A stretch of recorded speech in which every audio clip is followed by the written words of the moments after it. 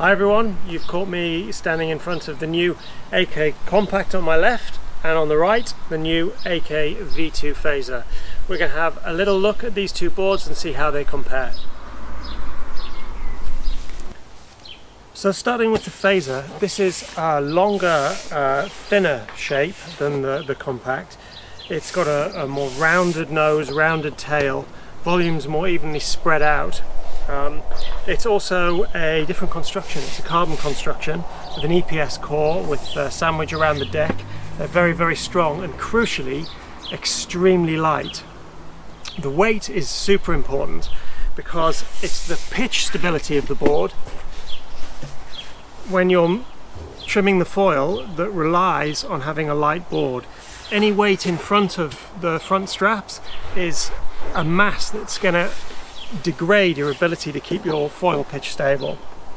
The Phazer has quite a flat rocker, and that flat rocker gives it superior efficiency when you're not on the foil. So when you're just trying to get going and the board is pushing its way through the water, that flat rocker and the cleaner release edges really help it get up to foiling speed with very little power from the wing, and that is really important. It's one of the characteristics of the Phazer, just how early it goes.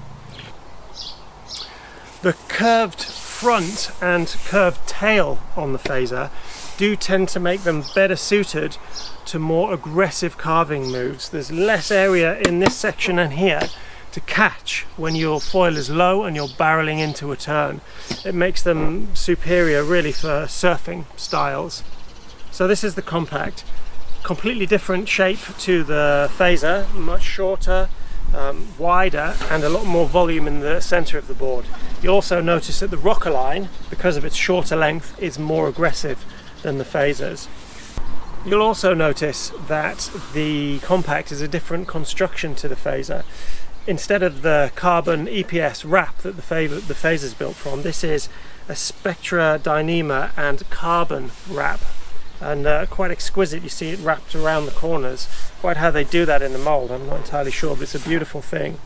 Now Spectra, amongst other applications, is used for bulletproof vests, and although the Compact is slightly heavier per litre of volume, it is undoubtedly a lot stronger. This board has seen quite some action. It's completely unmarked. Now, comparing these two boards against each other, what we've found is that you can't have your cake and eat it. The Phazer is undoubtedly going much earlier. If it's light winds, the equivalent volume Phazer has the ability to rise up on its hydrofoil much earlier than the Compact does.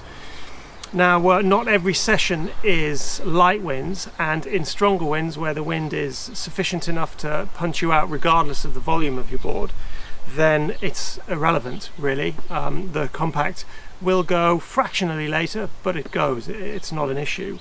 The one thing that the Compact does have over the Phazer is the pitch stability. Now I look back at the footage of me riding these two boards, and whilst the altitude of the Phazer does oscillate and I have to think about it more, I genuinely don't have to think about the altitude or the pitch control of the Compact at all.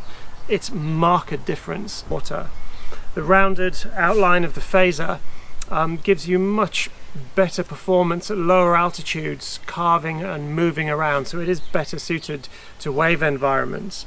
The lower rocker, its early planing ability, enables you to get out of trouble much more easily when the conditions are a bit dicey.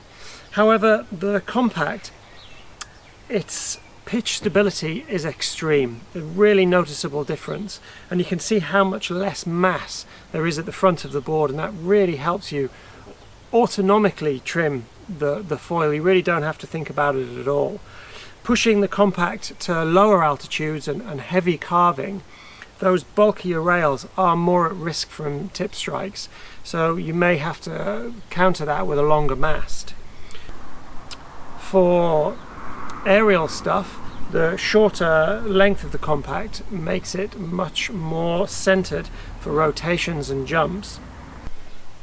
From a beginner's perspective, the Phazer is definitely the best call. It's much easier to get going. Its longer length gives it much more stability fore and aft for when you're trying to get your weight balanced when you're not actually up on the foil. It's a much easier and more forgiving environment to be on, and it also still gives you a lot of performance and room to grow into. Size wise, the volumes on these boards, the Phazer 90 at me at 82 kilos is an absolute doddle to stand on in zero wind whatsoever. Certainly the 110 and 140 are absolute gifts for learning.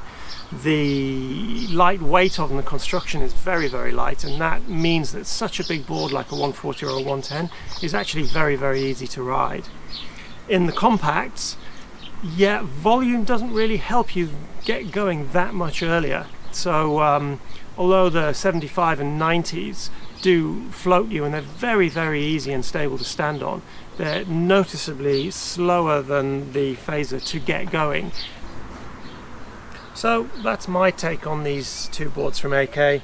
Both very different takes on the sport with different characteristics. What's suitable for you? Well, it depends on your style and local conditions. In the van, I'm lucky enough to have them both. A Phazer in the bigger size for conditions where I can need to get out of trouble or it's light, and for windy days when I'm feeling like a good blast. The pitch stability of the compact just in this size 58 can't be beat. I absolutely love them both to bits.